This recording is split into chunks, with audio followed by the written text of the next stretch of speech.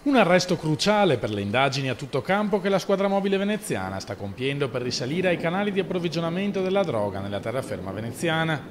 In manette un 21enne albanese al quale gli agenti sono arrivati dopo la segnalazione di alcuni residenti del centro di Martellago sui movimenti sospetti del giovane alla guida di una Fiat Brava.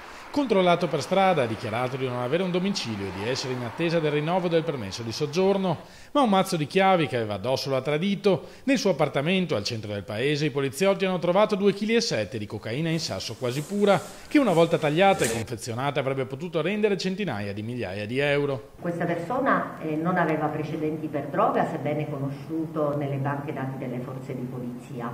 Sicuramente, essendo un quantitativo rilevante, ancora non pronto per il confezionamento, sicuramente era destinato ad approvvigionare la rete, diciamo, locale degli spacciatori e quindi sicuramente un ottimo input investigativo. L'ipotesi è che la droga fosse destinata al litorale veneziano, che in questi giorni sta vivendo il classico picco stagionale di richieste nelle località turistiche.